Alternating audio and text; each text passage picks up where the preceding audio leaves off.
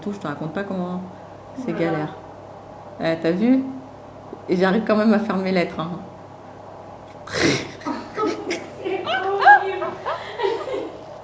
On va écrire avec l'autre main. T'as vu quand t'écris avec la main la plus forte et quand t'écris avec la... Donc toujours utiliser ses forces plutôt que ses faiblesses. T'as vu comment c'est beau ce que je dis? Oh, j'ai lu ça sur un truc de riz, ça. Ça vient pas de moi. Mais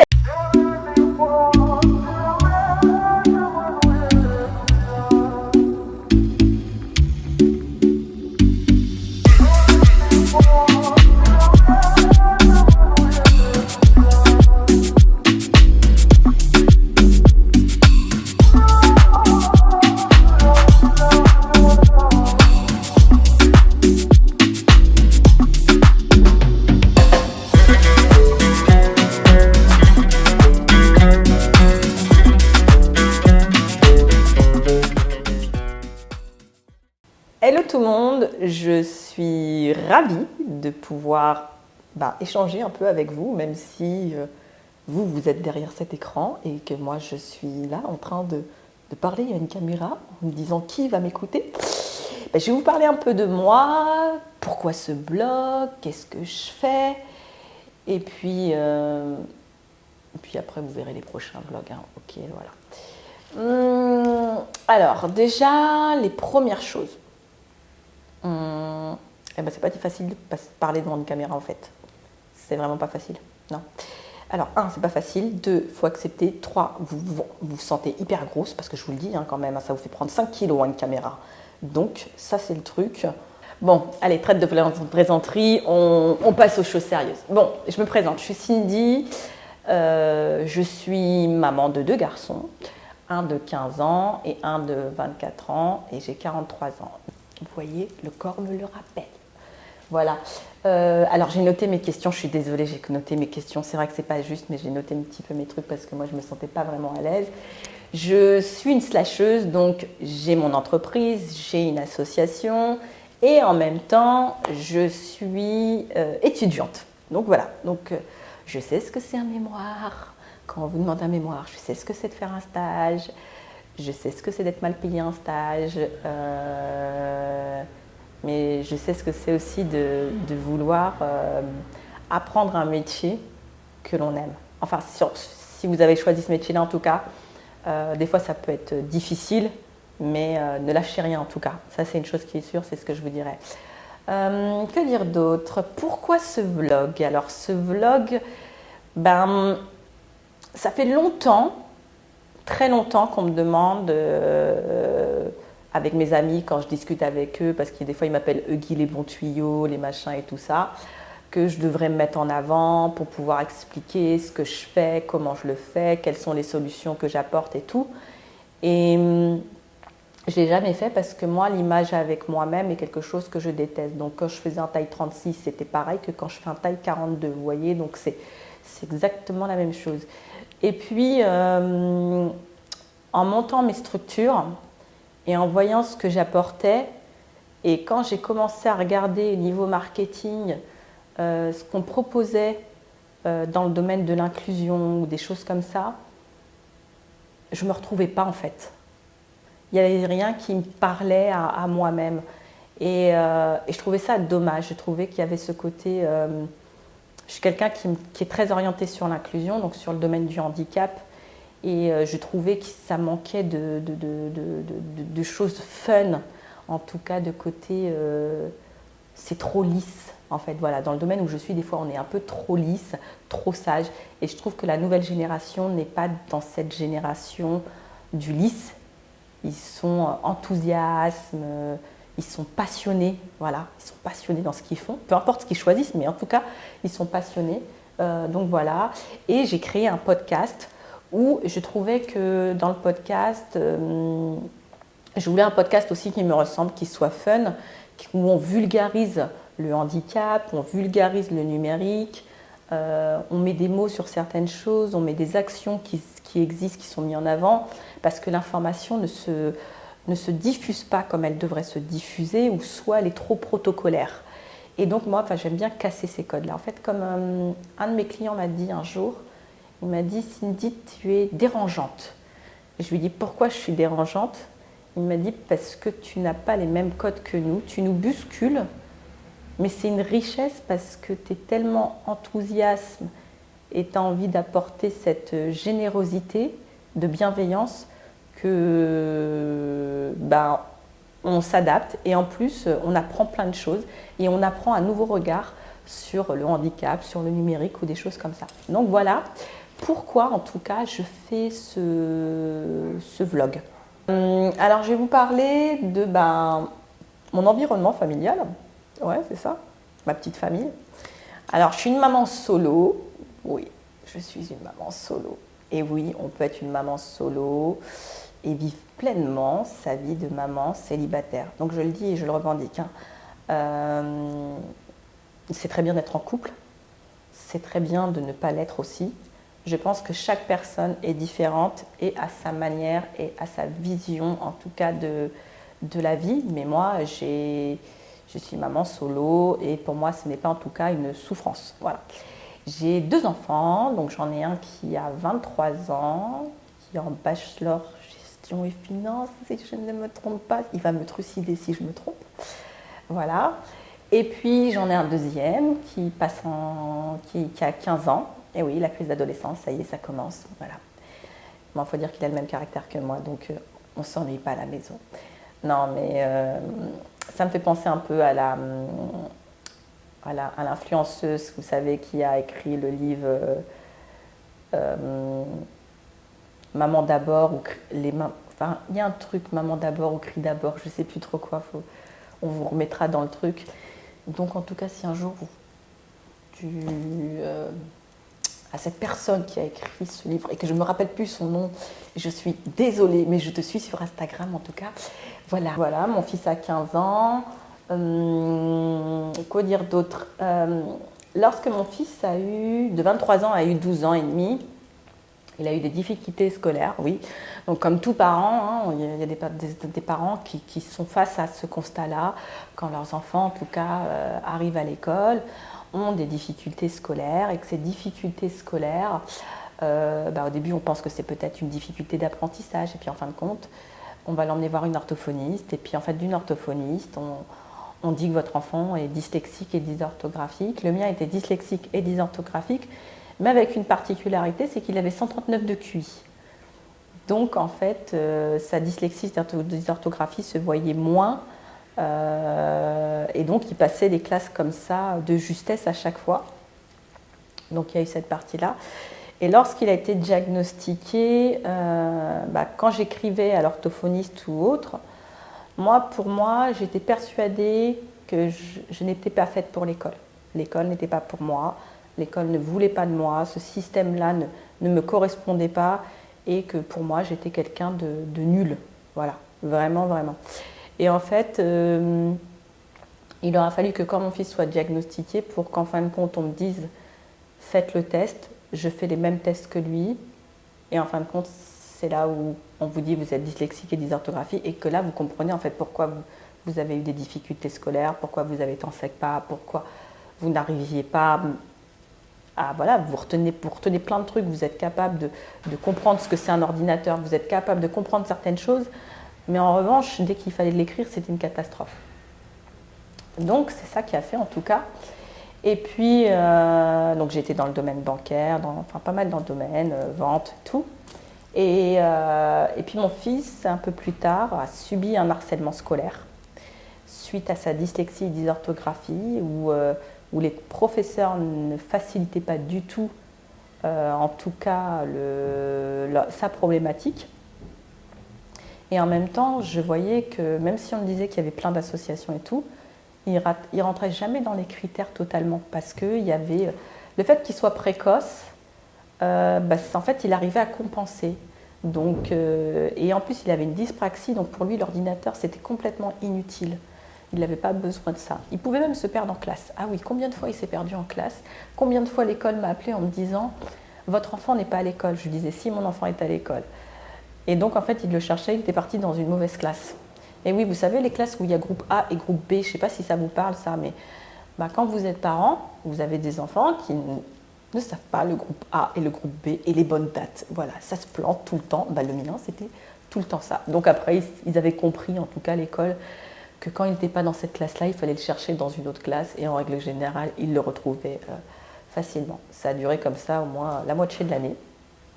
Donc voilà, et suite au harcèlement scolaire qu'il a subi, il a été déscolarisé. Il n'était plus du tout en état de pouvoir et je ne savais pas ce que c'était le harcèlement scolaire à ce point-là. Je l'avais déjà vécu, comme tout gamin, on a vécu un peu ce mini, enfin, c'est pas un mini harcèlement scolaire, mais on est dur entre nous-mêmes, que ce soit notre génération d'avant ou la génération de maintenant, encore plus avec les réseaux sociaux, mais en tout cas, ça l'était. Et donc, ce qui s'est passé, quand j'ai vu qu'il fallait le déscolariser pendant plus de 4 mois, je me suis dit comment je pouvais l'aider. Comment aider cet enfant à reprendre goût avec l'école et ne pas en garder une douleur monumentale. Alors j'ai décidé de m'inscrire à une formation et puis aussi de reprendre les études. Et donc j'ai repris des études au CNAM. Et quand j'ai repris les études au CNAM, en fait c'est là où j'ai vu l'envers du décor en fait. Pour moi ça a été une catastrophe et une violence parce qu'entre ce qui est mis sur le papier de l'accompagnement des personnes en situation de handicap, dyslexiques, dysorthographiques, de tout ce qui existe, du système et tout, je me suis dit qu'en fin de compte, c'est un peu à la loterie. Donc, si on tombe sur les bons professeurs, on a un bon accompagnement. Si on tombe sur les bonnes prises en charge, on peut avoir des ordinateurs, on peut avoir tout ce qu'il faut. Et puis, si vous faites partie des cas comme moi, il n'y a pas d'ordinateur, il n'y a rien. Vous avez le droit à un tiers-temps. Et un tiers-temps, c'est rien. C'est vraiment peanuts. Et donc, quand j'ai vu ça, j'ai compris que quand j'étais au CNAM, surtout sur ma certification de consultante handicap et tout, j'ai pu avec dans mon groupe, en plus je m'entendais super bien avec mon groupe. Franchement, j'avais un groupe bienveillant, des professeurs bienveillants. Je ne peux pas dire que voilà, mais leur connaissance au handicap était pointue sur certains points. Mais en revanche, il y avait une problématique, c'est la logique. Pour moi, il y a un angle de vision, de prise en charge qui n'est pas bon. Et donc, ce que je me suis dit, quand quelqu'un, par exemple, était malade, j'avais ramené un scanner portable. Et donc, les gens étaient là me disant, je dis, comme ça, moi, je ne peux pas faire tout le temps la prise de notes parce que je ne peux pas tout noter. En même temps, on scanne les documents et comme ça, tout le monde a les mêmes documents et celui-là qui est absent ou pas absent, et voilà. Et là, on crée de l'accessibilité généralisée. Et c'est ça que j'ai trouvé. Et je me suis dit, ok, en fin de compte, le numérique peut être une solution. Alors, il ne va pas remplacer l'être humain, ça c'est clair et net, mais il est complémentaire. Et c'est comme ça, en tout cas, que tout est progressivement, ça s'est mis en place. Le numérique est revenu dans ma vie, comme j'avais fait un CAP graphiste à l'époque. Suite à ça, cette formation, puisque j'ai fait une formation certification handicap, j'ai fait une formation bancaire, j'ai fait une formation graphiste, j'ai fait une certification Google. J'ai fait pas mal de trucs quand même. Et donc, en fin de compte, ce que j'ai fait, c'est qu'avec tous ces éléments-là, j'ai repris mes études et tout, et j'ai vraiment eu cette appétence, en tout cas, sur le numérique et le handicap. C'était vraiment... Et donc, j'en ai fait mon sujet de mémoire. Alors, comme mon prof du CNAM me disait, je ne donnerai pas son nom, mais il le sait très très bien, quand il m'a dit « C'est quoi la problématique de ton mémoire ?» Je lui ai dit « C'est de travailler à moitié en France et à moitié en Afrique. » Et là, il m'a sorti « Donc, ta problématique, c'est 12 mois au soleil. » J'ai fait « Oui, c'est 12 mois au soleil. » Je plaisante, mais ce qui n'est pas faux parce que c'est ce que j'aimerais. L'objectif, c'est quand même de travailler moitié en France et moitié en Afrique. Ce serait vraiment mon rêve ultime, en tout cas. La Belgique aussi, bien sûr. Parce que voilà, j'ai des origines belges, donc c'est normal que je vais aller là. Donc voilà, et en fait, quand j'ai fait mes stages et tout ça, parce qu'au début, je voulais être référente handicap, et en voulant être référente handicap, je me suis rendu compte que déjà, c'était une vraie problématique, parce que déjà, à chaque fois, on me demandait d'écrire correctement, de ne pas avoir de problématique d'orthographe, et je me suis dit, mais comment tu veux être référente handicap? Comment on t'impose autant de protocoles, d'exigences? Un jour, je me rappelle, j'étais dans le groupe Bouygues. J'ai cartonné tous les entretiens, mais cartonné. Et il y a une nana qui m'a dit, faites pas je voulais faire RH formation. Bon, son mec est payé, mais c'est plus de formation. Et elle m'a dit, je vous arrête. Faites pas ça. Et je lui dis, pourquoi? Elle me dit, vous créez des solutions, vous êtes en train de nous parler des stratégies que vous êtes en train de mettre en place. C'est pas dans ça, vous allez vous ennuyer en fait. Et en fait, elle avait compris déjà ce que moi, je n'avais pas compris. Cette femme-là, je ne l'ai jamais retrouvée, et j'aurais aimé la retrouver en tout cas, pour la remercier. Voilà, donc on était chez Colas, c'était en 2018. Donc c'était la grande journée handicap, voilà, on ne sait jamais si un jour vous voyez ce vlog. Et donc, suite à ça, je me suis dit, en fait, je ne vais pas trouver un job de référente handicap, quoi. Et en faisant mon mémoire, en continuant mon mémoire et tout, il fallait trouver un stage. Et là, j'ai commencé à faire une animation 2D. Et là, j'ai eu des opportunités de stage incroyables. J'avais fait 3600 vues sur LinkedIn, sur une animation 2D, alors que ma prof m'avait dit mais qui va te prendre en stage en étant dyslexique et dysorthographique? Quand vous entendez ça, ça vous fait mal. Bizarrement, je me suis très bien entendue avec la prof à la fin de l'année en RH. C'était à l'AFPA. Et puis, suite à ça, j'ai été chez Apple Vélizy pour faire ce foutu mémoire que je continue toujours, tant bien que mal. Et donc, j'ai rencontré des gens extraordinaires qui étaient très sensibilisés sur le handicap. Et là, on n'en parle pas beaucoup, mais chez Apple, le staff, c'est pas un staff qui est là pour vous vendre du produit. C'est pas un staff qui est en train de vous dire oui, je connais mieux les choses et tout, ou quoi que ce soit. Non, c'est un staff où vous pouvez vous poser à côté d'eux, ils font des formations et vous pouvez leur dire moi j'ai envie d'aller plus loin et donc j'ai envie de proposer ça. Et en fin de compte, je me rappelle, Jonathan m'a dit comme ça un jour, Cindy, tu devrais monter ta boîte parce que tu vas plus loin que nous dans ta réflexion. Et je me suis dit ouais mais non et tout. Puis en fin de compte, avec le temps, j'ai monté ma boîte parce que les circonstances ont fait qu'on m'a demandé un site web, une formation, un accompagnement sur le handicap. Et donc, c'est ce que j'ai fait. Donc, conclusion, depuis, j'ai pu faire créer en tout cas des contenus de formation interactifs avec une pédagogie solidaire, innovante, mais surtout interactive en tout cas. Et donc, on a pu sensibiliser 50 jeunes qui est en situation de handicap, troubles du comportement, troubles de l'apprentissage, illettrisme. Et ça a vraiment matché. Et puis j'ai pu le présenter. J'ai pu aussi collaborer avec une multinationale sur comment renforcer Teams, parce que pendant la première période vague de Covid, en 2019, Teams n'était pas encore... il était bien, mais pour un 10, je trouvais qu'il y avait encore des trucs à peaufiner. Et puis j'aime cette liberté, en tout cas, cette liberté de pouvoir jongler d'un logiciel à un autre logiciel. Et puis de toute façon, quand vous êtes 10, si vous allez chez un employeur peut vous dire « moi je veux travailler avec Microsoft, je travaille avec Microsoft, moi je travaille avec Google, moi je travaille avec autre chose ou Tartampion » et vous devez vous adapter. Et c'est ça en fait que moi j'ai mis en place. Et on a créé l'association et dans l'association on a testé un programme qui s'appelle Solidarité universitaire. Et on a pu aider 2 jeunes qui étaient en situation de dyslexie, dysorthographie. Donc vous verrez l'histoire de Dalo. Et son podcast, le podcast aussi de Gerdine aussi, normalement, où elles parlent en tout cas de leur accompagnement qu'elles ont reçu et des personnes qui l'ont aussi accompagné. Comme quoi qu'en fait le numérique peut en tout cas être complémentaire de l'humain. Et la pédagogie aussi, c'est ça aussi, c'est d'avoir une pédagogie innovante, et un peu type Mansouri. Je ne sais pas si ça vous parle, mais en tout cas, voilà. En gros, c'est ça. C'est ça Cindy, c'est ça le vlog de Daily Cindy, de Sunday. En fait, on ne sait pas encore, je vous le dis, vous êtes là, mais on a posté sur Instagram un sondage pour savoir quel nom le vlog va avoir. Donc, je ne sais pas encore quel nom aura le vlog. Donc, je vous le dis, vous le verrez à la fin peut-être ou au début. En tout cas, vous le verrez au début puisque de toute façon, il y aura le nom. Mais en tout cas, vous le reverrez à la fin et les résultats.